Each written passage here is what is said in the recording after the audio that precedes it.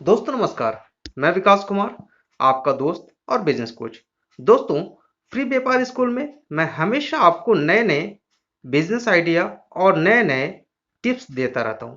तो दोस्तों, इस बीच मैंने पेट्रोल पंप से रिलेटेड सारे वीडियोस बनाए हैं, जैसे कैसे आप रजिस्ट्रेशन करेंगे और सीसी साइट क्या है, डीसी साइट क्या है, ग्रुप वन क्या है, ग्रुप टू क्या है और ऑनलाइन रजिस्ट्रेशन कैसे करना है, ये सारी चीज़ों का मैंने वीडियो बनाया है। आप उसको देख सकते हैं।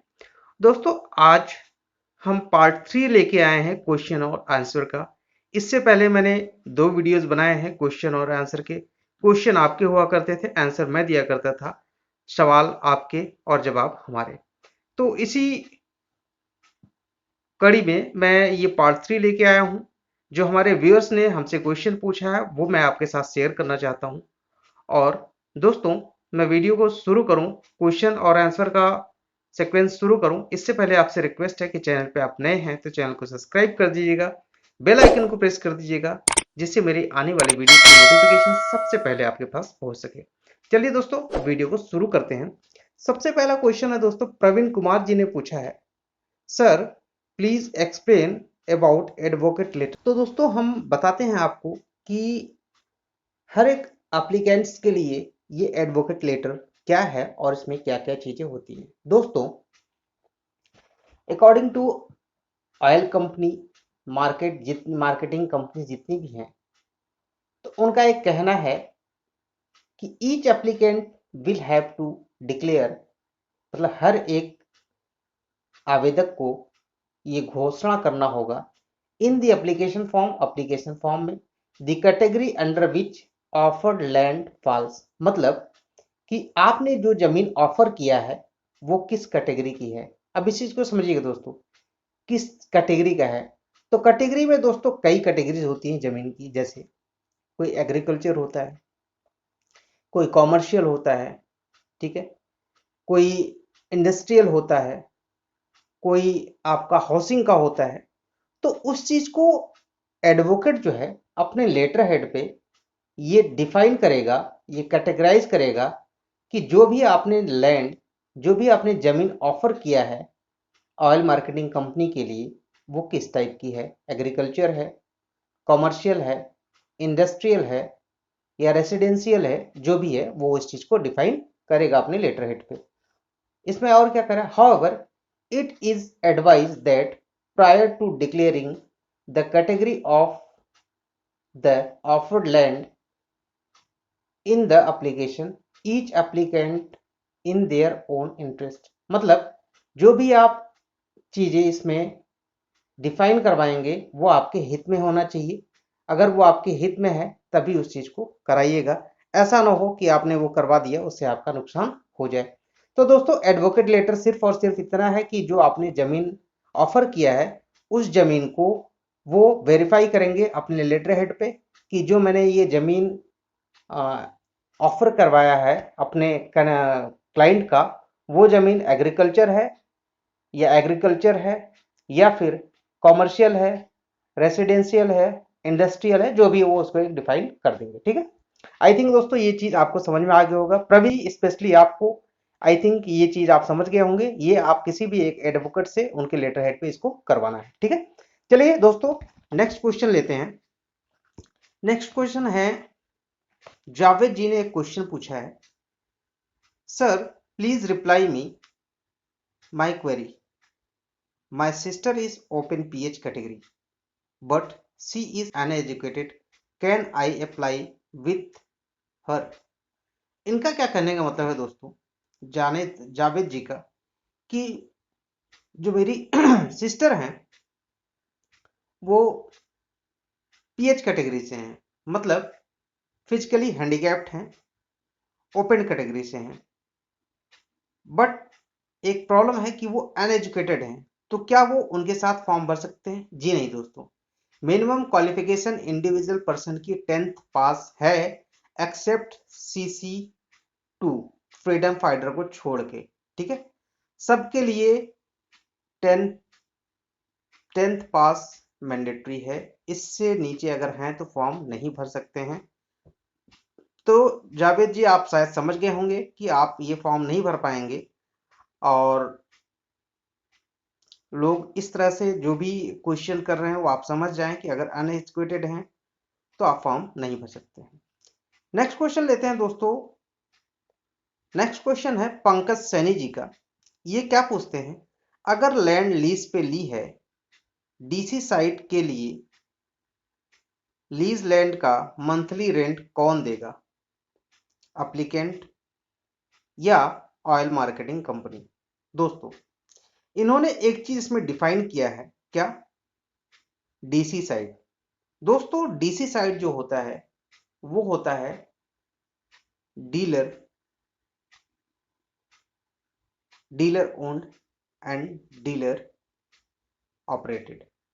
मतलब कि वो डीलर उसका मालिक भी होगा, वो उसको ऑपरेट भी करेगा। तो इसमें दोस्तों डीलर साइड पे कोई भी रेंट कंपनी आपको नहीं देगी, आपको खुद पे करना पड़ेगा जो भी आपका रेंट आपने सेट किया है। ठीक है, एक क्वेश्चन और है दोस्तों, ये पूछा है, किसी ने पूछा है कि मंथली रेंट कितना देना पड़ेगा। क्वेश्चन भी अच्छा है दोस्तों।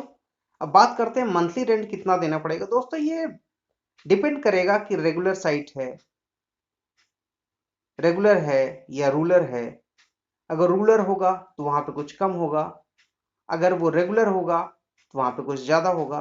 बट एक नॉर्मली देखा जाए दोस्तों रेंट का, तो रूरल एरिया में ये आपका करीब करीब 1 लाख से लेके 1.5 लाख पर ईयर का चल रहा है। ठीक है, 1 लाख रुपए से लेके 1.5 लाख रुपए तक पर ईयर का रेंट जाता है, ये आपका रूरल साइड पे है।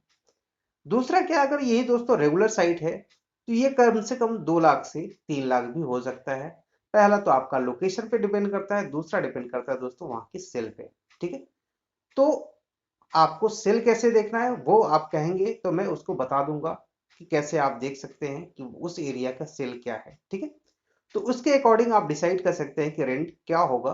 बट रेंट जो आज की डेट में चल रहा है वो रूलर है तो 1 लाख रुपए से 1.5 लाख रुपए के बीच में, और रेगुलर है तो वो आपका 2.5 लाख रुपए से 3.5 लाख रुपए के बीच में। जैसा भी आपके एरिया में आपको सेट हो जाए, इतना अगर होगा तो आपके सारे एक्सपेंसेस इसमें निकल जाएंगे। ये दोस्तों ईयरली की बात कर रहा हूँ, मंथली नहीं। ठीक है, ये ईयरली है। ये चीज समझिएगा आप। ठीक है दोस्तों, नेक्स्ट क्वेश्चन पूछा सर, बहुत ही अच्छा क्वेश्चन उन्होंने पूछा है।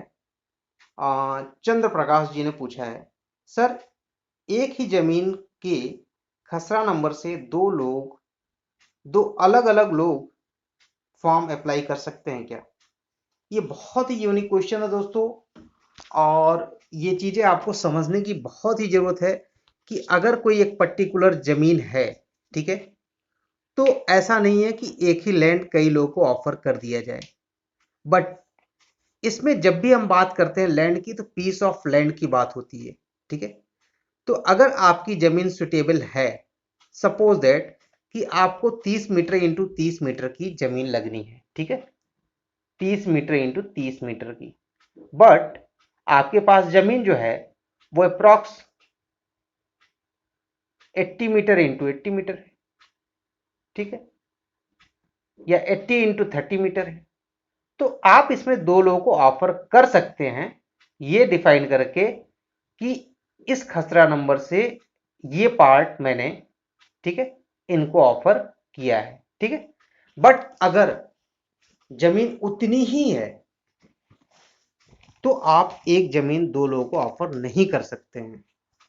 बट अगर आपके पास जमीन ज्यादा है तो आप ऑफर कर सकते हैं। ठीक है दोस्तों, चंद्र प्रकाश जी शायद इस चीज को आप समझ गए होंगे। अगर आपके पास जमीन ज्यादा है तो आप कर सकते हैं, बट अगर आप सोचे कि 30 मीटर इंटू 30 मीटर ही आपके पास जमीन है और उसी को आप सोच रहे हैं कि दो लोग नाम से अप्लाई करेंगे, तो दोस्तों इस कंडीशन में फॉर्म का स्क्रूटनिंग किया जाता है ऑल मार्केटिंग कंपनी की तरफ से। अगर स्क्रूटनिंग में आपका फॉर्म पकड़ा गया तो आपका और आपके साथ जो इन्होंने भी फॉर्म भरा है वो उन दोनों लोगों का फॉर्म रिजेक्ट कर दिया जाएगा। ये आप उनके क्लॉज को पढ़ सकते हैं, टर्म एंड कंडीशन को पढ़ सकते हैं। ठीक है, आई थिंक दोस्तों आप ये समझ गए होंगे। नेक्स्ट क्वेश्चन लेते हैं दोस्तों, जो बहुत इंपॉर्टेंट क्वेश्चन है। हमारे एक व्यूअर हैं आशुतोष श्रीवास्तव जी ने ये क्वेश्चन पूछा, सर मैं एनआरआई हूं, मैं अपनी वाइफ के लिए के नाम पर फॉर्म अप्लाई करना चाहता हूँ। जमीन मेरे नाम पर है। अपेंडिक्स 3 करवाना है या लीज बनवाना है, और सिलेक्शन के बाद बिडिंग अमाउंट कब देना होता है। जी हाँ दोस्तों, ये बहुत ही इंपॉर्टेंट क्वेश्चन है, बिडिंग अमाउंट आपको कब देना पड़ता है। दूसरा क्या है, ये कह रहे हैं कि क्या अपेंडिक्स 3 से ही आप अपनी फैमिली मेंबर को फॉर्म भरवा सकते हैं। जी हाँ दोस्तों, जी हाँ आशुतोष जी, आप जो है अपेंडिक्स 3 का एक 100 रुपीज के स्टैम्प पे एफिडेविट बनवा लीजिए, उसको प्रॉपर फिल करवा लीजिए। इसके बाद उस पे उसी के बिहाफ पे आप एप्लीकेशन भर सकते हैं। ठीक है। दूसरा आपका जो क्वेश्चन है, सिलेक्शन के बाद बिडिंग अमाउंट कब देना होता है, एनओसी से पहले या एनओसी के बाद। ये बहुत ही यूनिक क्वेश्चन, बहुत ही अच्छा क्वेश्चन है। दोस्तों मैं आपको बता दूं कि जो भी एलओआई होल्डर होगा, दैट इज कि जब आपका बिडिंग में सिलेक्शन होगा, ठीक है, और बिडिंग में जो भी आपने अमाउंट सेट किया है, सपोज दैट कि आपने 40 लाख या 50 लाख रुपीस सेट किया है, तो इसके बाद आपको एक एनओसी रिसीव होगा। ठीक है, एनओसी मिलेगा। एनओसी मिलने के 15 दिन के अंदर ही आपको वो टोटल बिडिंग अमाउंट पे करना होगा। इस चीज को आप समझ लीजिएगा दोस्तों। जो भी भाई बिडिंग में अप्लाई करना चाहते हैं, तो इस चीज को समझ लें कि जब भी आपको एनओसी मिल जाएगा, ठीक है, उसके 15 दिन के अंदर ही आपको वो अमाउंट पे करना है, अदरवाइज आप रिजेक्टेड माने जाएंगे। आपका फॉर्म कैंसिल भी हो सकता है, आपका LOI लेटर ऑफ इंटेंट ये भी कैंसिल हो सकता है। ठीक है। तो आशा करता हूं दोस्तों ये वीडियो आपको अच्छी लगी होगी। वीडियो अच्छी लगी हो तो लाइक कर दीजिएगा, शेयर कर दीजिएगा, और चैनल को सब्सक्राइब जरूर कर दीजिएगा दोस्तों। ठीक है। इस तरह की वीडियो मैं आपके लिए हमेशा लाता रहता हूं। मैं काफ़ी मेहनत करता हूं आपके लिए, तो मैं आपसे उम्मीद करता हूं कि आप चैनल को सब्सक्राइब जरूर करेंगे और वीडियो को शेयर जरूर करेंगे। ठीक है। धन्यवाद दोस्तों वीडियो देखने के लिए। नेक्स्ट वीडियो आप बताएं मैं किस पे बनाऊं। ठीक है, आप बताएंगे उसी पे मैं वीडियो बनाऊंगा। धन्यवाद दोस्तों।